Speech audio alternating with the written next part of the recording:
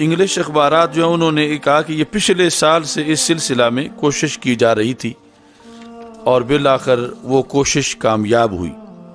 جس کے اندر لکھا ہے Christmas comes to Saudi Arabia for the first time, پہلی بار سعودی عرب میں کرسمس منائی گئی. Muslim country Saudi Arabia celebrated Christmas for the first time. The country no doubt has recently experienced a lot of changes in terms of liberalizing the use of the other religious symbols and celebrating non-Muslim holidays. جو غیر مسلموں کے جو تہوار ہیں ان کو celebrate کرنے کے سے اور دیگر جو مذاہب ہیں ان کو آزادی دینے کے لحاظ سے سعودی عرب کے اندر جو ہے وہ مسلسل تیزی کے ساتھ کام کیا جا رہا ہے اور تبدیلیاں آ رہی ہیں. اب اس طرف غیر مسلموں کو کھلی چھٹی ہے اور مسلمانوں کے لیے پابندیاں ہیں. ہزاروں لوگ اس وقت بھی سعودی جیلوں میں ہیں. یہ ان کے جرم کیا ہے کہ انہوں نے صلاۃ و سلام پڑھا ہے، ان کا جرم کیا ہے کہ انہوں نے محفل میلاد منعقد کی ہے، ان کا جرم کیا ہے انہوں نے 11ویں شریف دی ہے. اس طرح جیلیں بھری ہوئی ہیں. اور دوسری طرف جو ہے وہ یہ نان مسلم جو ہیں ان کے لیے صرف اسی پس منظر میں کہ جیسے جو لوگ ان کو لائے تھے بالآخر وہ پرانے معاہدے ان پر عمل درآمد ہو رہا ہے، اور یہ سب کچھ یہود اور سعود کا جو اتحاد تھا اس گٹھ جوڑ کے نتائج سامنے آ رہے ہیں. اس میں یہ بھی لکھا گیا ہے کہ to the surprise of Saudi citizens, سعودی شہریوں کو حیران کرنے کے لیے there was deliberate display of Christmas trees some of which were priced at around $3,000 especially around the kingdom of Riyadh. یعنی سعودی شہریوں کو متاثر کرنے کے لیے عام شہراؤں کے اوپر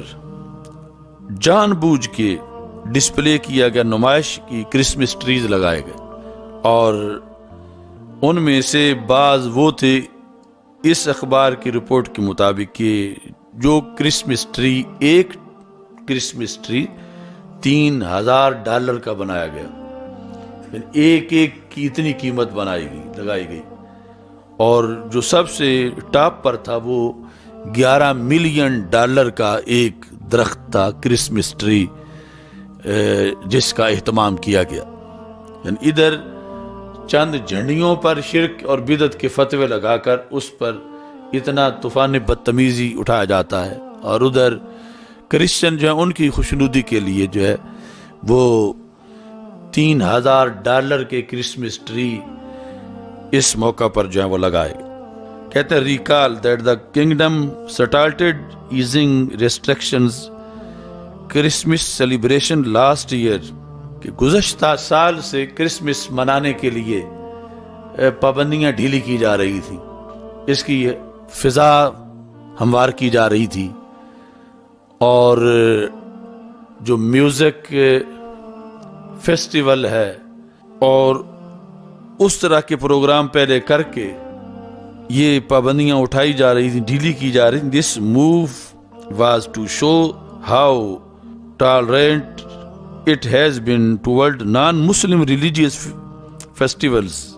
کہ جو نان مسلم ہیں ان کے لیے کتنی برداشت ہے سعودی عرب میں، یہ دکھانے کے لیے یہ سب کچھ کیا جا رہا ہے. یعنی مسلمانوں کے لیے زمین تنگ اور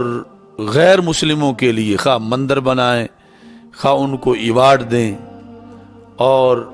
خواہ ان کے ساتھ وہ معاہدے دفاعی کریں. اب یہ ساری صورتحال اگر عام کسی جزیرے کے اندر ہوتی تو اس پر تشویش نہیں تھی. یہ اس جزیرۃ العرب میں سب کچھ ہو رہا ہے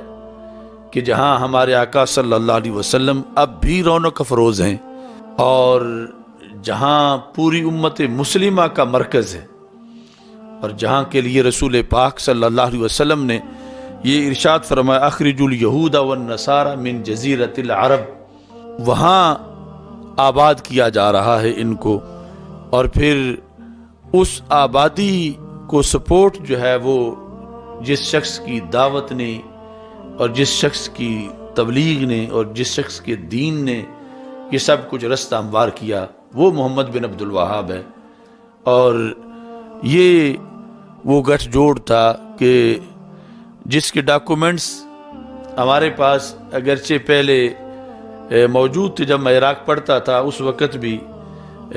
وہاں سے ہم نے وہ اصل وثائق ان کی فوٹو کاپی حاصل کی جو برطانیہ کے ساتھ ان لوگوں کے معاہدے تھے، لیکن اب یہ جو صورتحال اس سے ہٹ کے بھی سامنے آ رہی ہے کہ واقعی یہ خطرناک ترین انقلاب تھا